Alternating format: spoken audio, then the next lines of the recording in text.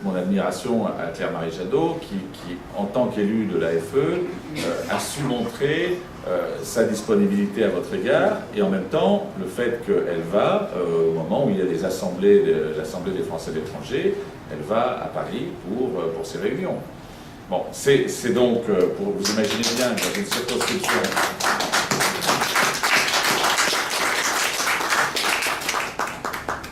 que dans une circonscription comme celle-ci, votre proposition, elle peut être faite à Houston, elle peut être faite à Miami, elle peut m'être faite demain à Calgary, elle pourra m'être faite samedi à Los Angeles, où je serai, ou lundi à San Francisco, où je serai également.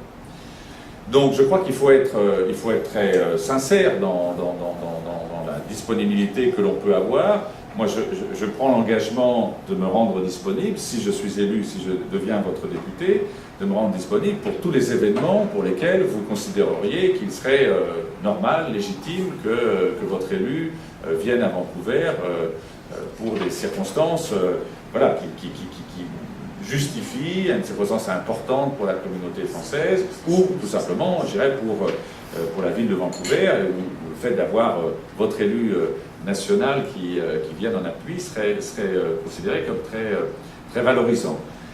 Je voudrais aussi dire qu'il y a une réflexion que nous devons mener sur le statut des sénateurs des Français de l'étranger. Parce que, vous le savez certainement, il y a depuis longtemps 12 sénateurs des Français de l'étranger. Depuis l'année dernière, donc il y a 11 députés des Français de l'étranger. Ma proposition, c'est qu'il faudrait qu'il y ait un sénateur sur les 12 qui soit un sénateur des Français d'Amérique du Nord. Ça paraît très logique. Le problème, c'est qu'aujourd'hui, les sénateurs des Français de l'étranger, ils sont élus mondialement. Donc vous ne pouvez pas dire qui est votre sénateur des Français de l'étranger. Vous ne connaissez pas. Enfin, vous en connaissez certains qui passent ici, mais bon, enfin, je ne sais pas s'ils viennent à Vancouver, éventuellement. Il y en a qui viennent. Mais ça serait quand même tellement plus facile si un des 12 sénateurs des Français de l'étranger était un sénateur des Français d'Amérique du Nord. Parce qu'à ce moment-là, sur des sujets qui sont suivis par les sénateurs, qui sont des sujets plus techniques, je pense à la Caisse des Français de l'étranger, par exemple la protection sociale, qui est un domaine qui est suivi, et c'est normal, par ces sénateurs, eh bien, il faudrait qu'ils soient géographiquement identifiés et vous permettant plus facilement de vous dire, bon, alors, on a un sénateur des Français d'Amérique du Nord, bon, peut-être à un moment donné, c'est lui qui va venir, et puis sur une autre occasion, on fera venir notre député. Mais il ne faut pas oublier que le rôle du député est de représenter l'ensemble de la population, et d'être député de la nation. C'est la terminologie, vous savez, dans le cas français, on est député de la nation, donc on doit une fois qu'on est élu, on doit être, je dirais, contribuer au bien collectif du peuple français, et sans être nécessairement le défenseur uniquement du territoire duquel on est élu. Donc il faut réussir à faire les deux, c'est-à-dire à prendre en compte, bien sûr, les préoccupations particulières de la circonscription, mais en même temps, on est député du peuple français. Quelle question? Oui. Question, oui. Alors, si nous avons un problème avec l'administration française, parce que c'est pas toujours facile en France, à qui dois-je m'adresser? Aux députés ou aux sénateurs?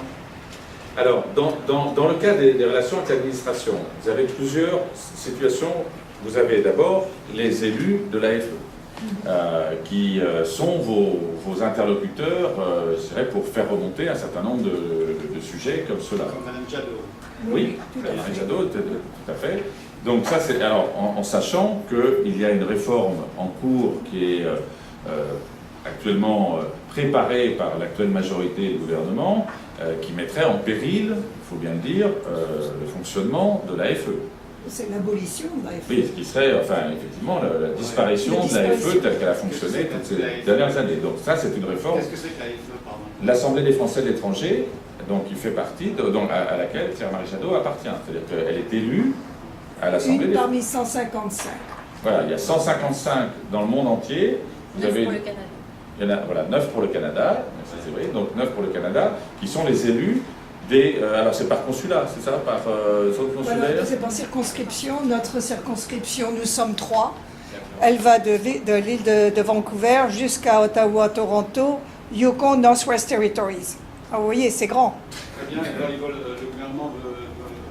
Alors, mais ce à quoi alludait tout à l'heure M. Giscard d'Estaing, c'est que nous sommes le collège électoral pour les sénateurs des Français de l'étranger. Et c'est ça que le gouvernement ne veut plus voir, parce que nous sommes majoritairement de droite, et ils veulent changer ça. Ce qu'ils veulent, c'est proposer une nouvelle assemblée qui sera un haut conseil, je crois, avec 444 représentants, au lieu de 155, à une haute dose de proportionnel. Alors vous savez ce que ça veut dire quand on a beaucoup de proportionnel, hein? Voilà. C'est-à-dire que vous n'avez plus d'interlocuteurs. Voilà. En face de vous, vous avez des gens qui sont élus dans des listes et qui, après, sont difficiles à les retrouver, alors que là, vous avez l'exemple type.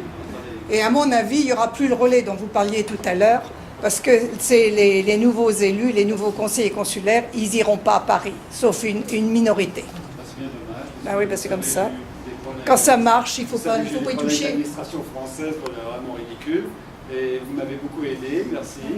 Et alors, je voulais savoir, je retourne la question, à qui dois-je, à Mme Jadot, aux députés ou aux sénateurs?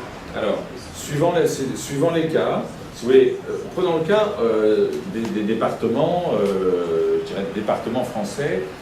Si vous réfléchissez à ce qui était la situation dans les départements dont vous êtes originaire, vous aviez des députés et vous aviez des sénateurs. Bon. En théorie, les sénateurs, dans le système classique français, sont les représentants des collectivités locales, sont les interlocuteurs des maires, sont les interlocuteurs des conseillers généraux, c'est leur rôle. Et donc, normalement, le Sénat est l'Assemblée des collectivités territoriales. Donc, dans le cas des sénateurs des Français de l'étranger, c'est un peu spécifique, puisqu'ils sont les interlocuteurs des élus de l'Assemblée des Français de l'étranger, qui sont leurs mandants et qui sont leurs interlocuteurs. Donc, si vous voulez, s'il y a des sujets qui sont des sujets de type technique avec l'administration, etc., je pense qu'il vaut mieux passer par le canal de l'AFE et du sénateur des Français de l'étranger. Si c'est des situations, si vous voulez, qui sont des situations qui nécessiteraient, par exemple, une mesure législative, là, vous pouvez vous adresser aux députés, je pense. Là, c'est déjà pas mal... Non, mais ça peut être une intervention aussi auprès de, je sais pas, du service consulaire ou de l'ambassadeur, ou si c'est une intervention touchant l'administration du ministère des Affaires étrangères, le député peut intervenir tout à fait dans ce cadre-là.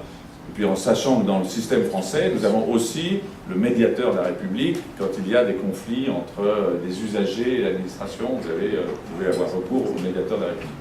Par exemple, il y a eu des questions sur la binationalité. Ouais.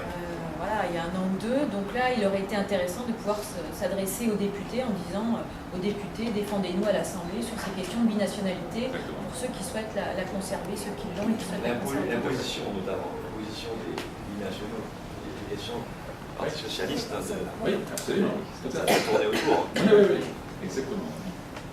Au même titre que, alors là c'est un sujet très sensible sur le plan de la fiscalité, c'est la question d'éventuellement, qui avait été d'ailleurs un amendement de Jérôme Cahuzac, toujours le même, qui avait déposé un amendement visant à instaurer le même système qu'aux États-Unis, c'est-à-dire le système de la fiscalité globale pour les Français où qu'ils habitent. Et que ça reste attaché à la nationalité. Bon, heureusement, nous avions à l'époque veillé au grain et repoussé cet amendement, mais on n'est pas à l'abri que la majorité actuelle relance un tel projet. Justement, puisque vous parlez des impôts, est-ce qu'on peut choisir où payer ses impôts? Alors, sur la fiscalité, vous avez différents régimes. Vous avez le régime de la territorialité de l'impôt et vous avez le régime du pays de résidence du contribuable. Par exemple, vous payez des impôts locaux en France sur la base des biens immobiliers que vous payez en France. Par contre, vous avez des situations où le pays de résidence, je prends le cas des États-Unis, si vous êtes fiscalisé aux États-Unis, vous êtes fiscalisé sur l'ensemble de vos revenus mondiaux. Okay. Et au Canada? Et au Canada, c'est le même principe également, avec une convention fiscale qui fait que vous avez des accords de crédit d'impôt. Enfin, vous ne payez pas deux fois l'impôt sur des revenus de même source. Pour éviter la double imposition. Voilà, exactement. Exactement. L'impôt sur ce qu'on a payé. Oui, absolument. Alors ça fait partie aussi des sujets sur lesquels, là, très directement, je serai, si vous m'élisez, en prise, parce que j'ai été donc pendant 5 ans vice-président de la Commission des Finances, je connais bien tous ces sujets, et il faut être effectivement extrêmement attentif aux détails, parce que c'est au détour d'un amendement qui peut n'avoir l'air de pas grand-chose, qu'on se retrouve avec ensuite des situations comme celle que vous avez connues sur les prélèvements de la CSG qui a été instituée sur les revenus immobiliers français de façon nouvelle. Oui. Justement, compte tenu de la majorité actuelle du Parlement, est-ce que vous pensez que vous arriverez à faire passer vos idées ou pas? Alors effectivement, on peut s'interroger, on peut se dire, est-ce qu'il vaut mieux être du côté du manche, ou est-ce qu'il vaut mieux être du côté de ceux qui crient fort et qui protestent contre les mesures qui sont prises? Ben, j'ai cité le cas tout à l'heure sur l'affaire des bourses et des fonds qui auraient dû être conservés sur le soutien aux familles pour l'éducation de leurs enfants au Canada ou aux États-Unis, et venant d'une députée de la majorité. Est-ce que ça sert à quelque chose aujourd'hui, très honnêtement, d'avoir un 286e député socialiste à l'Assemblée nationale? C'est pour vous quelque chose qui vous semble utile pour faire avancer notre pays dans la bonne direction? Voilà, je vous laisse réfléchir. Et par ailleurs, si on a un député d'opposition, je dirais, crédible et en prise avec votre propre point de vue, on peut en tout cas exprimer ce point de vue et l'exprimer de la façon la plus audible possible. Et c'est le rôle, je crois, d'un député d'opposition, qu'il soit crédible, qu'il soit dans certains cas constructif. Il peut y avoir des sujets sur lesquels il y a des accords entre guillemets bipartisans. Moi, ça ne me choque pas. J'ai d'ailleurs, dans certaines situations, été plutôt dans cet esprit-là. Mais si vous voulez, c'est justement en ayant cet état d'esprit et en même temps en ayant un mandat clair qui est un mandat par rapport aux orientations majeures de notre pays actuellement, que je pourrais, si vous m'en honorez de votre confiance, vous représenter dans cet hémicycle. Combien de députés à travers le monde vont représenter les Français? Alors voilà, parce que oui, c'est une question intéressante. Combien y a-t-il de députés des Français à l'étranger et peuvent-ils travailler ensemble? Parce que j'ai un débat qui était organisé récemment entre les 6 candidats à l'élection. Il y a un des 6 candidats qui a dit, ah oui, mais, et il l'a mis d'ailleurs dans son document que j'ai lu ce matin, il met, ma proposition, c'est que les 11 députés des Français à l'étranger se mettent à travailler ensemble. Oui, je suis d'accord, mais il oublie que c'est 11 sur 577. Alors, si vous voulez faire bloc à 11 entre le reste des députés, c'est un peu compliqué. Et ça a peu de chances d'aboutir. Donc il peut y avoir des sujets sur lesquels il y ait un accord bipartisan, mais il peut y avoir aussi des situations où, si vous voulez, les principaux leaders des formations politiques soient, je dirais, à même de faire des propositions. Vous savez que nous avons maintenant, dans le mécanisme en France, nous avons des droits, y compris pour l'opposition, de déposer des propositions de loi. Elles sont rarement adoptées, parce que, effectivement, le fait majoritaire fait que, même si c'est une proposition de loi intéressante, elle est souvent repoussée par la majorité au titre du fait qu'elle a été déposée par un parti d'opposition. Mais c'est arrivé, nous avons voté certaines propositions de loi en commun avec l'opposition de l'époque, l'opposition socialiste de l'époque. Je pense que quand nous avons institué, alors c'est un sujet technique, mais nous avons institué un ordre des kinésithérapeutes. Vous savez, les masseurs kinésithérapeutes. Parce qu'il y a 2 types de professions qui sont assez proches, les ostéopathes, les masseurs kinésithérapeutes. Je ne sais pas, dans le cas du Canada, quelle est exactement la séparation entre les 2 professions. Il y a 2 ordres, mais c'est ça, voilà. Et alors donc nous avions, à la demande des masseurs kinésithérapeutes, nous avons institué un ordre, et c'est passé par une proposition de loi que le groupe UMP nous avions déposée à ce moment-là, et qui a été votée assez largement. Donc il y a des sujets sur lesquels, il y a des sujets techniques sur lesquels on peut effectivement prendre des initiatives au titre des propositions de loi, et qui peuvent à ce moment-là recueillir un assentiment. Vous êtes 11 en dehors à représenter les Français en dehors de la France. 11 députés. Oui, 11 députés, c'est ça. Alors, il y avait d'autres... Oui. Je voudrais aujourd'hui souhaiter une bonne fête à l'Europe. Vous êtes un parti centriste. Vous faites les 63 ans de la déclaration de Robert Schuman. Et l'Europe, ce continent, vous avez évoqué plusieurs fois, notamment avec la relation franco-allemande, qui est assez tendue. Je suis moi-même franco-allemand, donc je suis particulièrement touché par ça. Et cette Europe qui va très mal dans le sud, on voit, j'étais au téléphone encore ce matin avec une amie à Barcelone, où le taux de chômage explose. On ne parle pas de la Grèce, on ne parle pas du Portugal, de tous ces pays. Toute cette jeunesse qui se rend compte que les décisions leur filent dans les mains et que les pouvoirs politiques qui sont en place au niveau européen et dans les différents pays, soit de droite ou de gauche, appliquent la même politique libérale.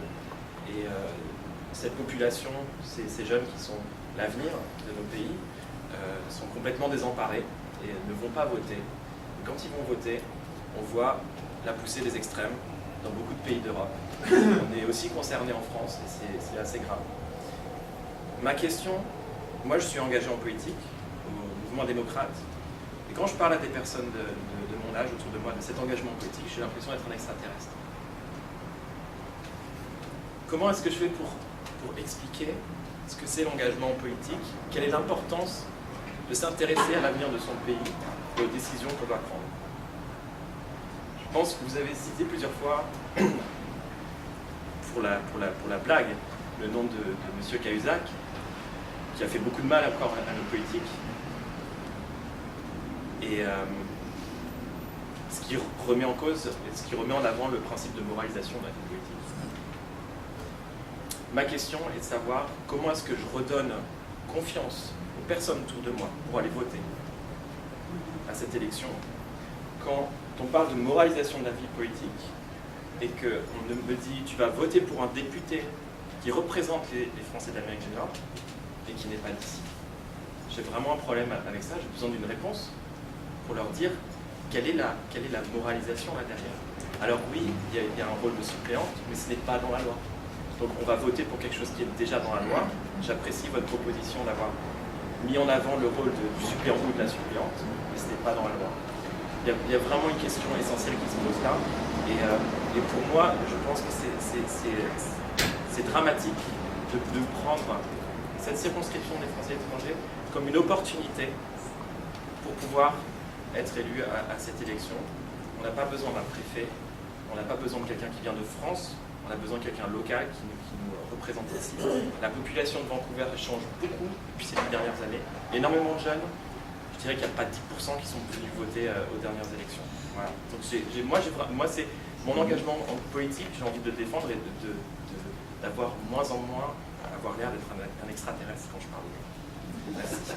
Alors, dans votre formulation, moi je voudrais rebondir et revenir sur quelques points que vous avez évoqués. D'abord, sur cette notion, sur le concept, faut-il être un local par rapport à quelqu'un qui n'aurait pas, je dirais, ses attaches à court terme dans le territoire nord-américain. N'oubliez pas que la députée qui a été élue l'année dernière, la députée Corinne Narasimhan, première fois que le cas se présentait, où a-t-elle habité une fois qu'elle était élue? À Paris. Évidemment. C'est-à-dire qu'il ne faut pas oublier une chose, qu'il faut avoir une affinité forte avec la circonscription. Donc moi je ne prends pas personnellement pour moi ce que vous dites, parce que je considère que ça ne me touche pas. Ce que vous dites, ça touche certains qui n'ont jamais vécu, travaillé, eu de lien permanent avec ce territoire et avec cette communauté des Français des États-Unis ou du Canada. Mais, et cela, je comprends bien que par rapport à cela, votre argument puisse porter. Donc ensuite, il faut se poser la question de savoir quel est ce rôle. Nous l'avons défini avec Séverine Boitier, nous l'avons défini pour essayer de dire quelle est la meilleure adéquation entre l'ensemble de cette circonscription, les profils, le profil idoine, enfin le profil idéal. Est-ce qu'il faut que ce soit quelqu'un qui ait passé 22 ans au Canada, 25 ans aux États-Unis, qui ait une expérience dans le secteur privé, qui ait la capacité aussi d'intervenir sur le milieu politique français, parce que c'est quand même là où se passent les lois, et c'est ça, on rejoint tout ce que nous avons dit avant. Donc, si vous voulez, ce profil idéal, s'il avait existé, moi je serais derrière lui. Je ne serais même pas candidat, je serais derrière lui. Donc, et si certains des élus, de vos élus, et de celles et ceux qui sont ici dans cette salle le savent, si certains sont venus pour me demander d'être candidat, c'est parce que précisément en ayant fait le même raisonnement que vous, ils en sont arrivés à la conclusion qu'il fallait trouver cet équilibre entre quelqu'un qui a partagé à un moment donné de sa vie ce que vous vivez, cette expérience quelquefois prolongée, plus prolongée que l'a été la mienne, enfin, qui est globalement la même, et en même temps la capacité d'agir. Et puis ensuite, en faisant effectivement notre proposition avec Séverine, de travailler de façon extrêmement concertée. Et je vous retourne d'ailleurs le compliment, demandez au suppléant de Corinne Narassiguin pourquoi il est candidat cette fois-ci. Candidat titulaire. Non, mais je veux dire, c'est pas de votre parti, je sais bien, Europe Écologie Les Verts, mais la vérité, c'est qu'il n'a pas fait, qu'elle ne lui a pas laissé un rôle elle ne lui a pas donné un vrai rôle de suppléant. Donc nous faisons une proposition dans laquelle nous avons volonté de travailler de façon beaucoup plus active, et donc voilà, je pense que c'est ça l'élément important, et un petit mot à dire. Par rapport à la politique, c'est qu'on voit la politique, voilà, à travers les médias, c'est un petit peu depuis quelques temps aussi devenu un star system, et je crois que la politique, elle commence chez tout le monde, chacun à son petit niveau, son application personnelle. Parce que tout ce qui concerne la structure de la société même, et c'est la définition de la politique, c'est de la politique. Donc, et puis le Canada fait partie de ces pays où il y a énormément de bénévolat. Je pense que c'est plus de 70% de la population qui fait du bénévolat dans ce pays. Et quelque part, c'est de la politique. C'est qu'à partir du moment où on s'implique, il